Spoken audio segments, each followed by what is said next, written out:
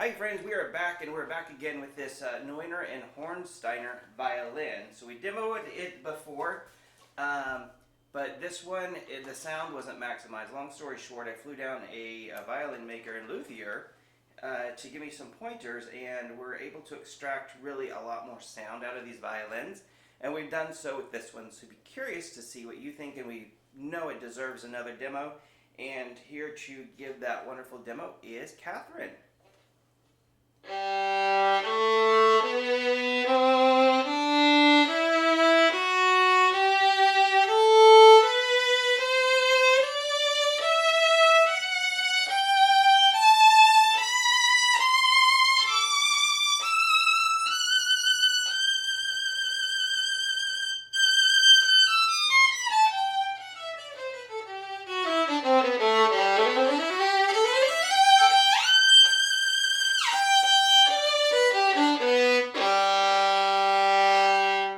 So already the biggest thing that I've heard from the last time that I've demoed this is the sound has really opened up and really focused as well.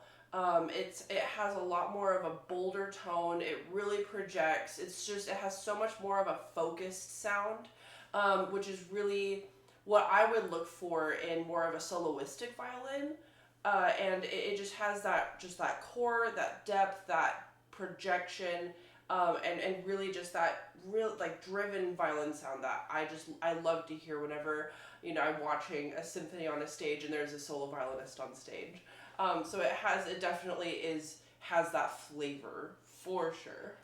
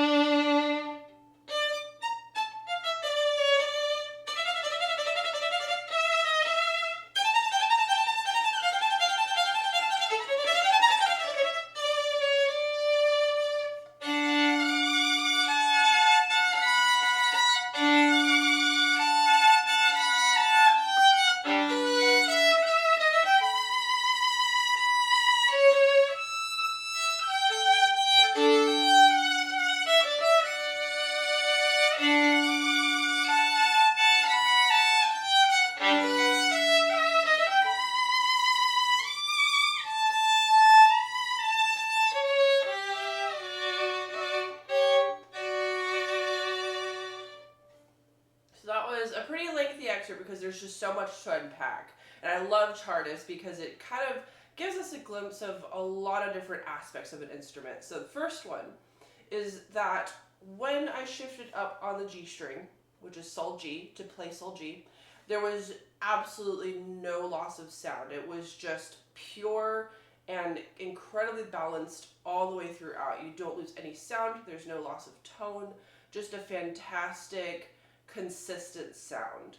And like I said, the sound has just become so much more focused, so much more driven, and so it was just really incredible to be able to play so high on this instrument and not lose anything. It's amazing. I don't know the details of the work that went into it, but it really transformed this violin so well. The balance across all the strings is incredible. You just don't really lose anything. You don't lose any sound. The transfer is very seamless, and it's not like going from like a yellow all the way over to a purple. It's like it really blends across the strings, more like a yellow to an orange, I guess. I don't know. I'm losing my colors. Okay, ignore that. Ignore the colors. But as you transfer over, it's not like going from one world to another. It's just all in the same realm. And I love hearing that balance because I don't have to work so hard to try and match my G to the E string or the E to the G string. It just stays the same. And so in a way, I didn't have to work as hard, which is kind of what we want. We don't want to have to work so hard on our instrument to make it sound the way that we want. And so as I transferred over, it just did it. So love the balance, fantastic balance. Part of it, I think I need to rosin my bow a little bit more, but overall, the articulation's really shone through. It's so ringy.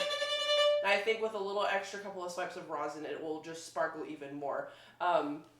Rosin helps the bow become a little bit more stickier, and when it's a little stickier, it grabs the string just a bit better. If we want to demonstrate that for a moment.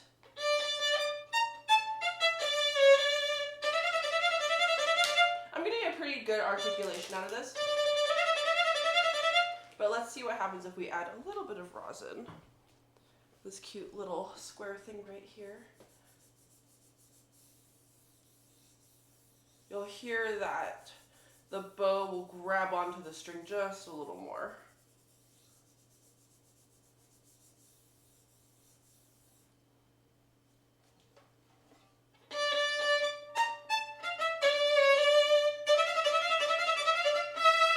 It's a really subtle difference, but you can hear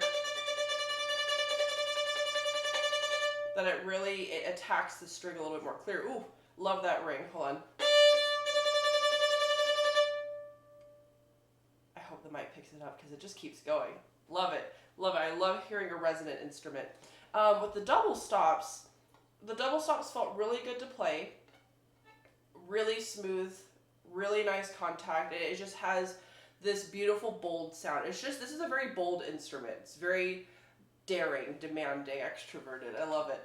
But with the double stops, it's very comfortable to play. You get a very rich sound underneath your ear, and I can tell how much it fills the room.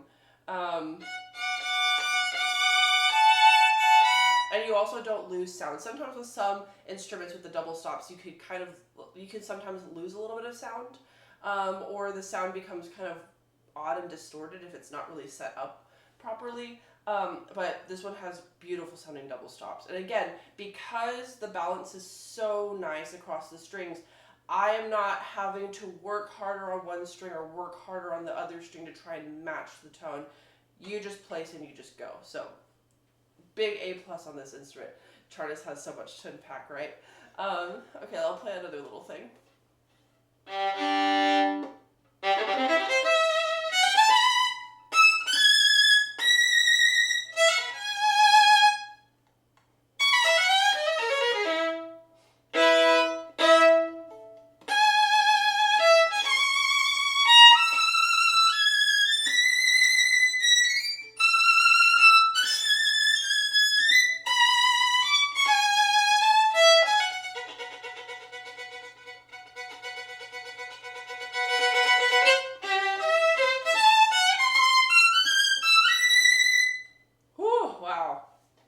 You can hear the power. I don't have to say much. You really hear the power in this instrument.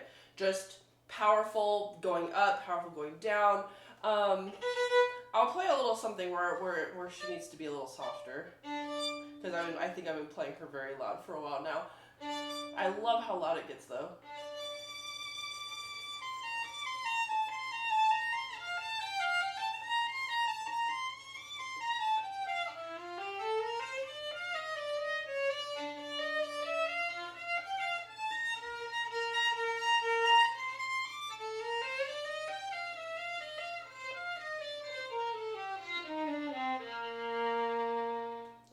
She whispers too. Well, there's nothing much for me to say there. If you're looking for a very bold sounding instrument, one that just really has that violin quality to it, one that really sings out, is very powerful no matter where you're playing, and just has that just incredible violin sound. I keep saying that, but it's just what's coming to mind. You should definitely come to Review of Violins to check out this instrument. Again, phenomenal sound. Definitely one of my favorite ones that I have demoed here. So absolutely come check this one out. Wow, phenomenal demo here, Catherine. I am usually Mr. Jibber Jabber afterwards, but I really don't have much to say other than your playing was able to evoke or to be able to demonstrate what this violin is capable of. So I was just kind of lost in the front row seat here with a personal concert. So I hope the microphone picks all of this up. And even when Catherine was talking, you could actually kind of hear the strings interact with her voice. So yes, definitely very interactive. So, all right. Well, thank you, Catherine. Thank you, violin maker. Thank you, online friends. Play on.